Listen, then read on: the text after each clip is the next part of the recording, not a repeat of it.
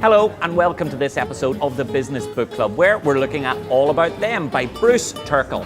What is it that drives your organisation? Do you place your people, stakeholders, customers at the very centre?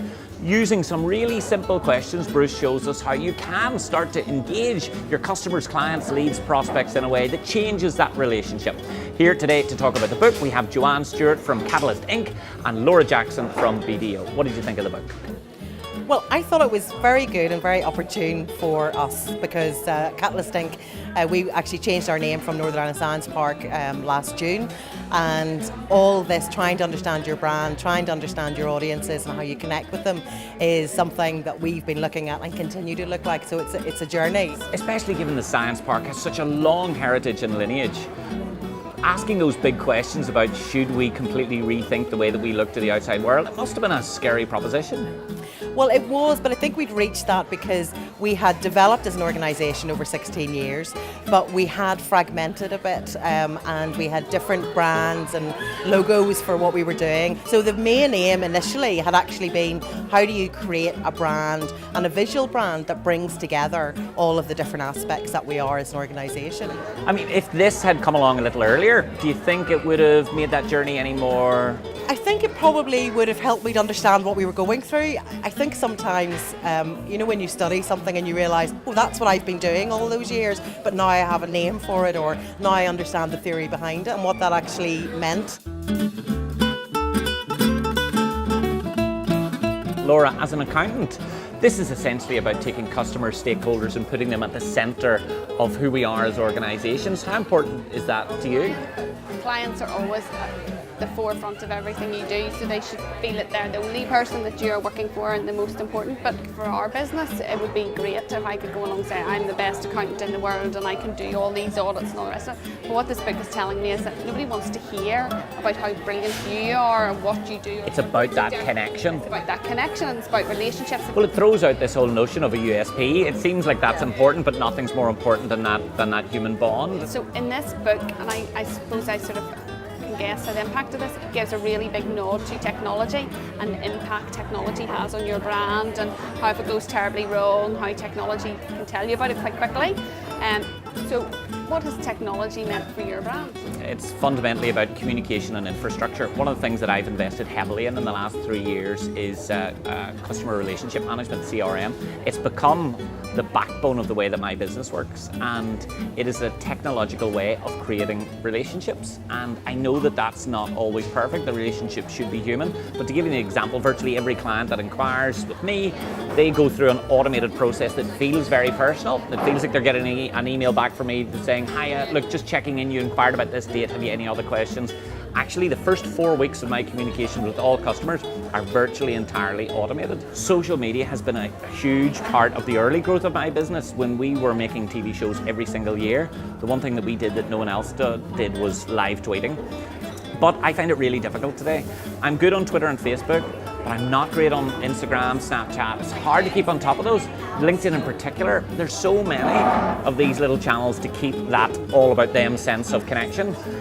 I really struggle with it, and I don't have a solution for it yet. And the thing is, although there are now technologies that enable you to, one message can go on all the channels, all of the channels are different, and you will find that you have different audiences, so that doesn't work. So you really do have to think, especially you've got Twitter, and then how to use LinkedIn compared to Facebook. I mean, they're all different with different audiences.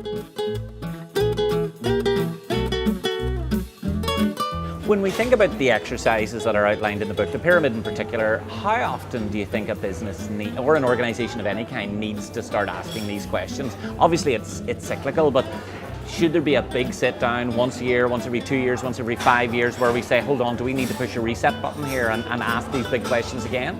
Oh, well, definitely, and I think once a year is probably not enough, because if we are well in professional services, we are such client focused. You should be sitting down going, who is them, all about them, who are them, and what do they want from me, because by doing that, that's the only way you'll be able to deliver what them expect and therefore keep your business surviving. I think it would need to be at least once a quarter. I don't mean a huge rebrand exercise, but there's definitely something cathartic about sitting down and saying these are the people who I want to work with, or I would like to work with, or this is my them. And also, sorry, it should be said that them isn't just your clients per se, it can also be your staff and your employees. They are the them in this too. So who is them to you and what you're doing?